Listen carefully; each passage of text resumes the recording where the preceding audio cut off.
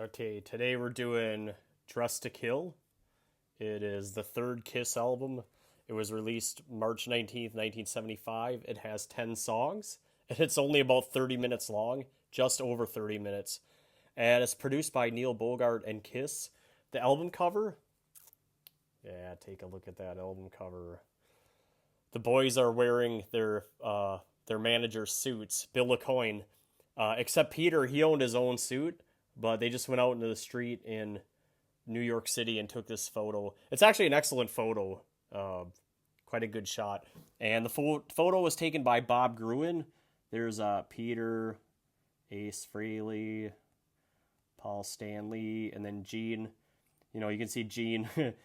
The pants didn't quite fit him right. You can look at how much of his ankle you can see. But it's a great photo. On the back, you got the negative, and then this is an old. So this isn't a remaster or anything. This is an original, and that's all you get.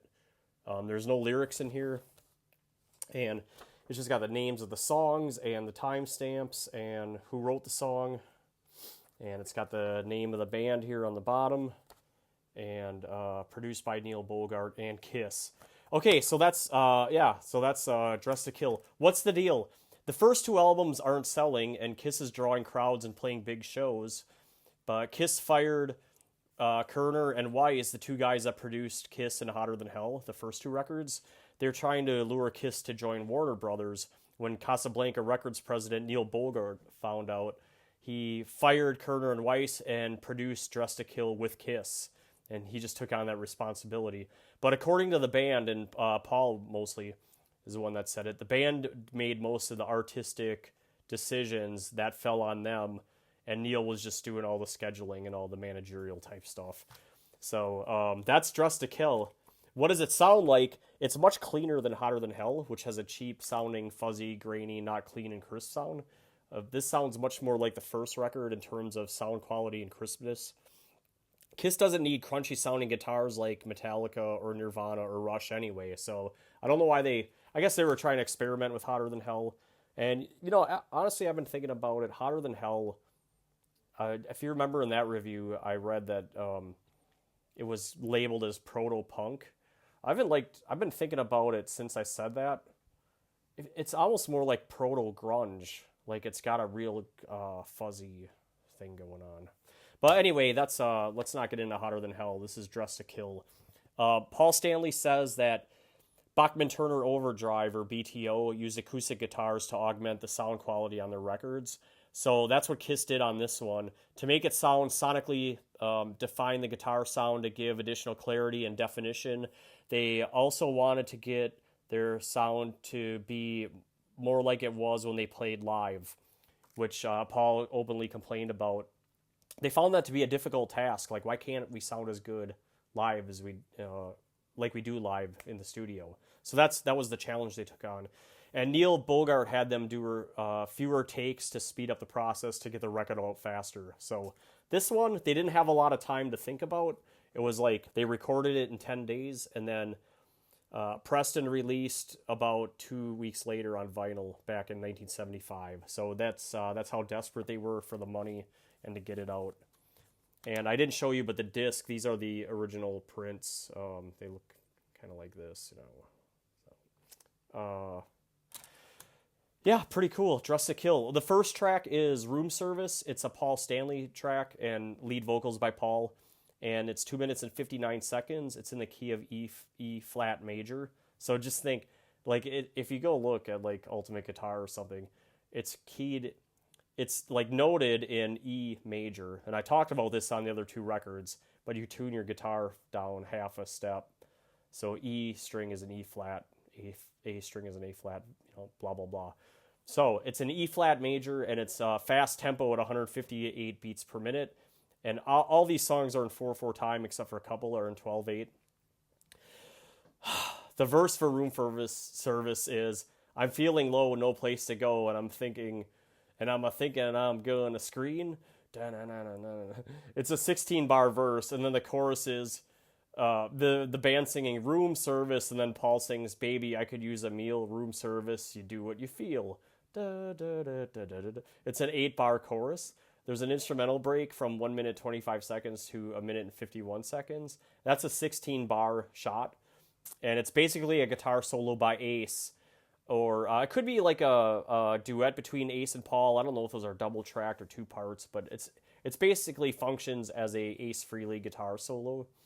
And there's an outro to Room Service. It's 2 minutes and 40 seconds is when it starts. It's an 8 bar, basically repeating the chorus and then fading out. And the song arrangement is verse, chorus, instrumental break, verse, chorus, outro. There's a lot of songs on this album that are just like that. Track 2 is Two Timer. It's a Gene Simmons song and lead vocals by Simmons. It's 2 minutes and 47 seconds. It's key of A flat and it's 115 beats per minute.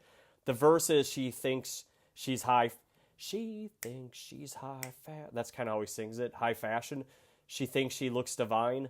It's 8 bars. I don't know if it's verse, or if it's just one long verse of 16 bars, but I guess it could be, verse, or just one super verse or whatever. But it's like 8 bar stanzas, I guess, for lack of a better term.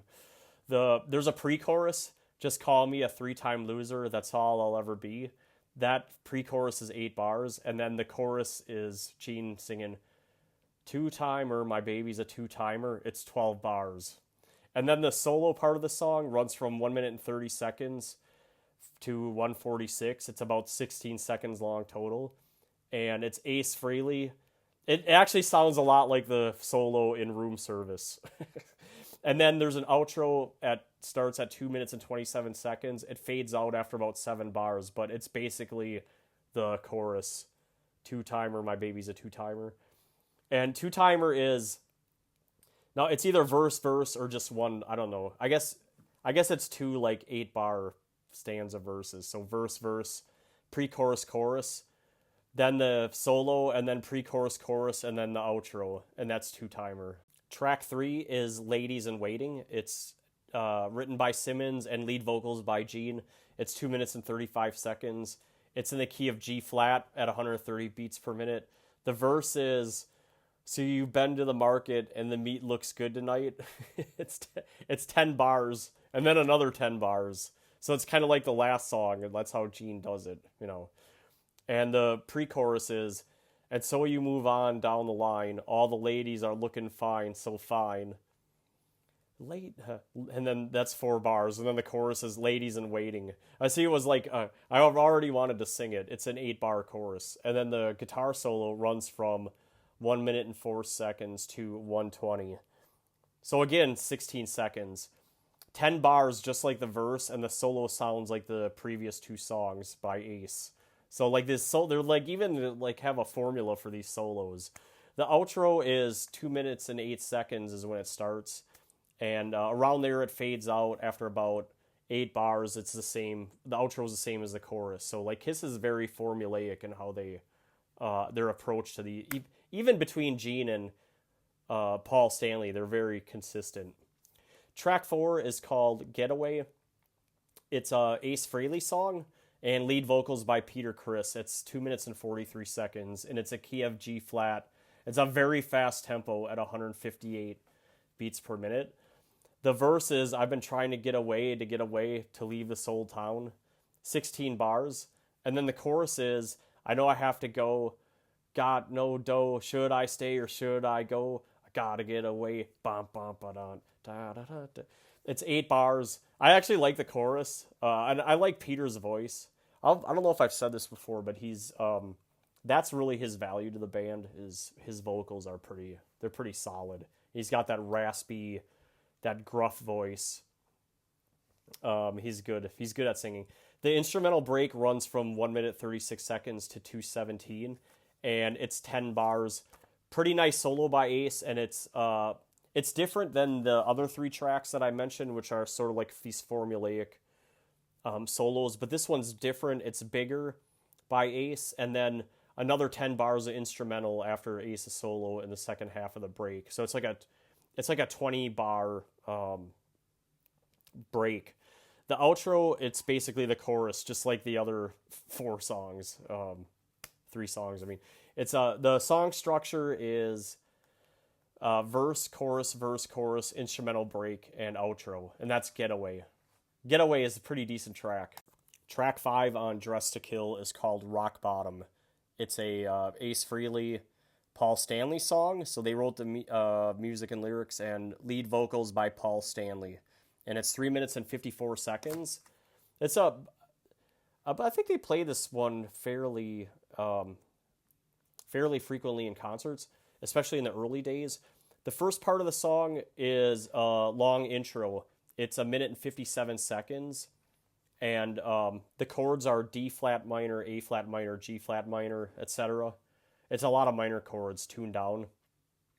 And it's slow tempo, 82 beats per minute, but it's in 12/8 time. And it's what's going on is Ace and Paul are on their guitars playing do do do do do do do do do do do do. They're playing triplets for 8 bars in 12/8 time. That goes on for 1 minute and 57 seconds. The next part of the song is in A flat major at 136 beats per minute in 4/4 time.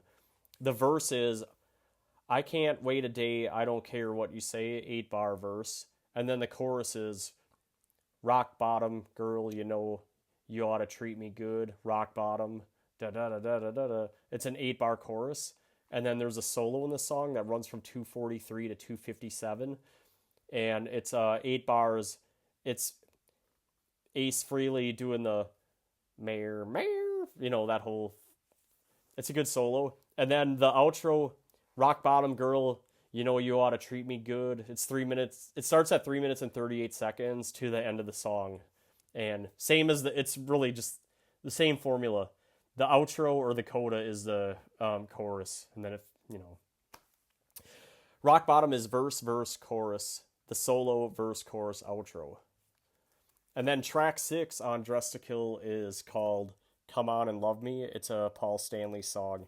Lead vocals by Paul. And it's 2 minutes and 57 seconds. It's tuned down to E flat major. And it's 132 beats per minute. The verse is, she's a dancer, a romancer. I'm a Capricorn and she's a Cancer. It's a 16-bar verse. It's funny to... I heard Paul talking about this in his book, in his audiobook, and he was saying that he's basically writing these songs like it was an autobiography, almost. Like what he was singing about was what was happening in his life. And he said the songs were coming really easy back then. The chorus, I said, baby, baby, don't you hesitate, because I just can't wait. It's 12 bars. And then there's no solo in this song. And the outro is starting at 2 minutes and 34 seconds until the end. Come on and love me. It's the chorus, really. But it's a verse, chorus, chorus, and then the outro. I've been very consistent formula on these songs. Track 7 on Dress to Kill is Anything for My Baby. It's a Stanley song, lead vocals by Stanley, and it's 2 minutes and 35 seconds. This is one of those songs that bucks against the trend for Kiss, but really just in music in general. It has the chorus before the verse. It's tuned down to the key of B flat, and it's 136 beats per minute in 4/4. The chorus is, I would steal anything for my baby. I'd wheel and deal anything for my baby. And it's 8 bars. And then the verse is, I'm in love and it feels so good because I need her. Don't mistreat her. It's a 16-bar verse. So the chorus and then the verse. Okay. And then that's pretty much the song. There's an outro from 1 minute 48 seconds to the end. It's 16 bars. I would give. The song arrangement is chorus, verse, outro. No solo, I believe. Track 8 is She. It's a Gene Simmons song, and Stephen Coronel from the previous band Wicked Lester gets a writing credit. Paul had said that this was really the only song they had in the canon that was ready to go. All these other songs they wrote, like he was saying they wrote them in the morning and then recorded them in the afternoon. Simmons is on, let's see, I wrote lead vocals by Stanley. Is that right? I don't think that's right. It's a Gene Simmons song. I think it's lead vocals by Gene Simmons. But to me, here's what's the deal with this song. She, to me, this is the essential Kiss song. This is what Kiss sounds like to me. Like if you asked me, what play me a Kiss song, I would go to She. That's what I would play you. To me, it's like it's essential. It's their quintessential song. It's in the key of D flat minor, so tuned down. It's a slower tempo at 92 beats, and it's in 12/8 time. The verse is, "She walks by moonlight, da-na-na-na-na-na-na. No one really knows." It's a 16-bar verse, and then the chorus is, "I know she's going down, going, everybody knows she's so good." It's 8 bars, and then back to the intro riff. Da-na-na-na,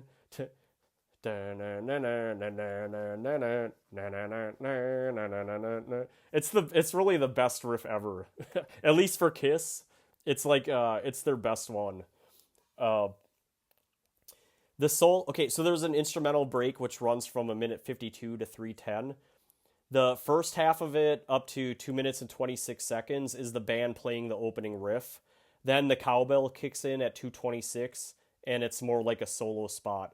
The solo spot starts at 2 minutes and 49 seconds, and it's Ace, of course, and then back to the similar sounding solos of the first 3 tracks. So they're pulling in that formula they used on the early tracks for Ace's solo. They all kind of have the same vibe and feel, for lack of a better phrase. The outro it's basically the chorus again, just like the other songs, and the song winds down with some cool Ace lead playing, where, that whole thing. And the song arrangement for She is verse, chorus, instrumental break, verse, outro. That's She. I think it's one of the best Kiss songs. Track 9 on Dressed to Kill, Love Her All I Can, is a Stanley song. Lead vocals by Stanley. It's 2 minutes and 40 seconds long. It's tuned down to E flat major, and it's a very fast tempo, 4/4 time. The verses, I remember the times I was lonely without her, 8 bars. The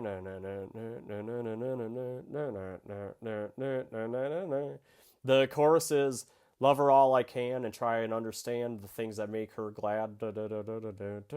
It's 8 bars. There's 2 breaks in the song. The first break is from 1:13 to 1:41 seconds. It's 18 bars total, with the second part of it being the Ace Frehley solo. And then the second break is from 2:08 to 2 minutes and 41 seconds. It's 10 bars and a drum beat stop. And that's the song. It's a verse, chorus, break, verse, chorus, and then the second break, which is essentially the outro. The final track on Dressed to Kill is Rock and Roll All Night. It is written by Paul Stanley and Gene Simmons. Lead vocals by Gene Simmons, and Paul. He sings on it too. And it's 2 minutes and 49 seconds. One of the most recognizable songs ever. Really ever. It's the Kiss signature song. It's the show closer at their concerts. They play it at every concert. And like I said, it's one of the most recognizable songs ever. This is the hit, and it was a hit after Kiss Alive. And according to Gene, and the band, Gene wrote the verse and then Paul wrote the chorus. And Paul sings the chorus too. So they wrote this because Neil Bogart told them, you need a song that's your anthem. What's your anthem? Okay, it's legendary. It's in the key of A flat major, 144 beats. And the verse is, you show us everything you've got, you keep on dancing, and the room gets hot. And that's Gene Simmons singing it, and it's 16 bars. And then the pre-chorus is, you keep on shouting, it's 4 bars. And then that goes right into the chorus. I want to rock and roll all night and party every day. That's, I think that's Paul, but it's probably all of them singing, really, but it's mainly Paul's voice. It's 16 bar of chorus. They just keep singing that over and over. There's no solo. Now, there's a tremendous solo when they play the song live, and in Kiss Alive 1, the song comes after the solo comes after the second chorus. It's a 16-bar solo. But on Dress to Kill, there's no solo. Okay? That's one of the big differences on well, I don't have it here, but no solo on Alive. The song is a verse, pre-chorus, chorus, verse, pre-chorus, chorus, and then the outro. And that's Rock and Roll All Night and Party Every Day, as Homer Simpson would say. All right. In summary, Dress to Kill. It sold 500,000 copies. It finished 1975 at number 134, which is not really good. It's the number 25 selling album for Kiss. If you go look it up on bestselling.com. This album certified gold on February 28th, 1977. That's after Love Gun. So same as Hotter Than Hell. They had to make all these records, and then it went gold after Love Gun. The album peaked at number 32 in the United States. That's as high as it ever got. Allmusic.com gives it a 4.5. Writer Greg Prato, I guess. The result is more vibrant sounding than its predecessor, 1974's Sludge Fest Hotter Than Hell, and the songs have more of an obvious pop edge to them. That's actually pretty fair. Rolling Stone, Gordon Fletcher, July 17th, 1975.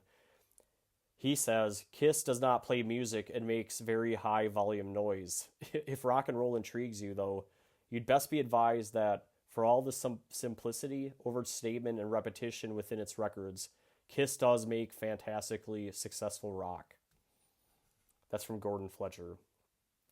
And in the Coach Plyo Guy rankings, I have this number 2 behind Hotter Than Hell, which is... I have this one ahead of Revenge and Kiss. And I think I'll stick by that. I'll stand by that.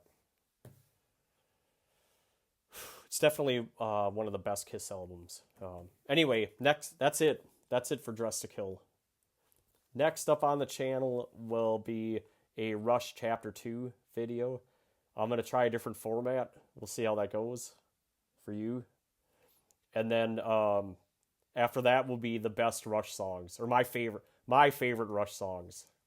All right, look forward to your comments, and like and subscribe.